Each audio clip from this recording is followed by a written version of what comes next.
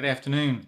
This is Mark Hundley, and this is live at 5 for Wednesday. I think it's Wednesday, April 15th, which would normally be tax day. So you probably are excited that you have that extension on the tax return. I know I am. Um, let's see. What I want to do every now and then. I'll look at my camera and there are little messages that pop up. So I apologize for the distraction. Yesterday we talked a little bit about a couple of words that I think are very important. We talked about reconciliation and integration in the midst of what we're dealing with right now. So what I'd like to do, I want to talk with you today about connections. But in order to do so, I want to share with you a little visual that I came up with probably about 20 years ago when I was working to figure out a way to talk about and share with folks how we struggle with tragedy or chaos or change. And the first one is this, and I know right off the bat it's probably going to come across your screen backwards, but I think you can get it. Life is bigger than loss. Can you see that? Life is bigger than loss. It is for all of us. We rarely think about, get up in the morning and the first thing we think about are the potential losses, the possible losses that we might experience in a day. Sometimes we watch the news, and that can be a dangerous thing from time to time. But I know that sometimes Vanessa and I will watch the news when we're able to do that, and it's been more so recently together. We're watching the news, eating dinner on the trays, and we're going back and forth and watching the 6 o'clock news, and we'll see tragedies, or we see tornadoes or explosions or murders or some sort of tragedy that affects a human being, and we're moved by that. We're touched to the core of who we are, and we might say something like, gee, isn't that sad? And then in the same voice, the same breath, say, hey, would you pass me the peas, please? It's really kind of interesting. There's no change of voice, intonation, or structure. It's, gee, that's terrible, that's awful, would you pass me the milk?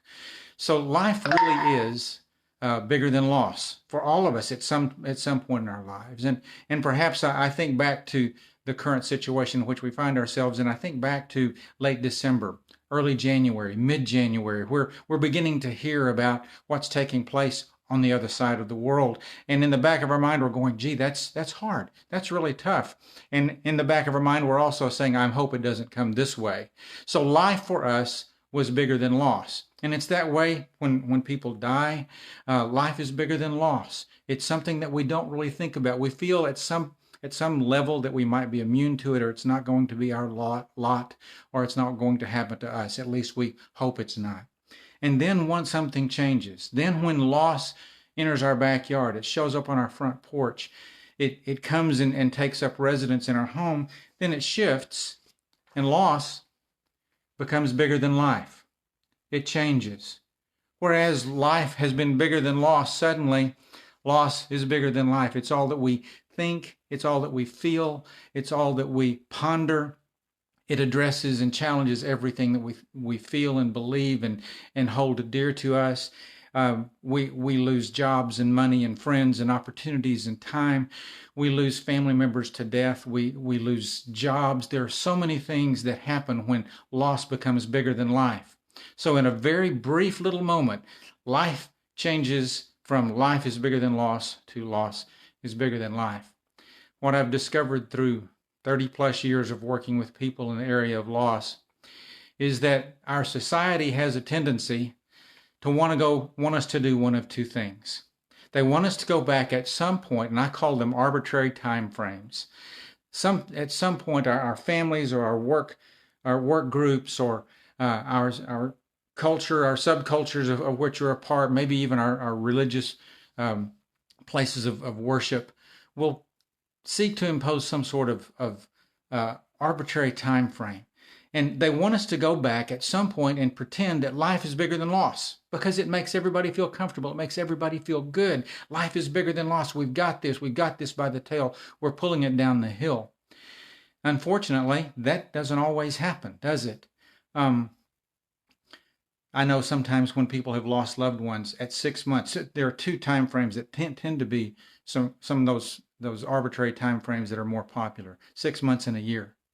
And so people will say, "Gee, it's been 6 months. Don't you think you ought to stop crying? It's been a year. Do you really feel like you should be as sad as you are right now? Gee, it's been a year and a half. What's wrong with you?" So you see, these arbitrary time frames that filter in from all kinds of places can actually create more problems than they can answers. The other thing that society tends to want us to do is somehow maybe have our lives or a certain part of our society be labeled by that loss. Let's just let somebody take responsibility for that loss. Let's just let them carry the burden of that loss. Let's let them be labeled by that. And it's neither one of those really work, because somewhere in the midst of all of this, each one of us individually have some sort of responsibility for response to this particular kind of situation that we find ourselves in, whether it's a death loss, a job loss, a health loss, or whether it's the massive losses, the numerous losses we find ourselves in right now. So what are we to do? If going back and pretending that life is bigger than loss doesn't work, and if either labeling ourselves or allowing others to label us by that loss or those losses, what then should we do? You'll remember we talked a little bit about reconciliation being taking what I thought I had in life and reconciling that through activities so that I can come to terms with what I do have and then carry that balance forward. Well, it looks a little like this. We've got to find a way to make loss and our losses a part of our life. So loss then becomes integrated. We reconcile ourselves to those losses, and our losses become integrated into the fabric of who we are as human beings. You'll notice those arrows coming out from the heart of that loss. What does that mean? Well, I'm convinced that the most lasting and meaningful connections we will ever make with another human being will always be at the point of a struggle or a loss or a pain, rather than a point of celebration. Unless you have some sort of photographic memory, my guess is you more than likely will remember all of the people who are with you in your last tragedy more so than you will the last party you held, unless you have a photographic memory. So the challenge is here.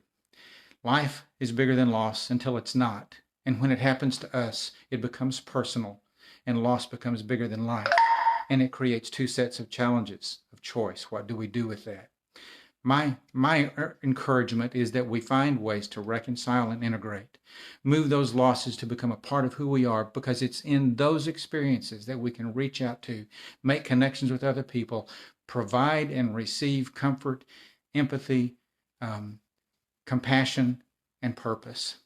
So that's my lesson for today. And I told you at the very beginning, at least on the front end of this, that there was a gift, and there is going to be a gift. I just don't have it with me that I can hand to you over the camera right now. But as soon as I finish here, I'm going to go post a link to my author page.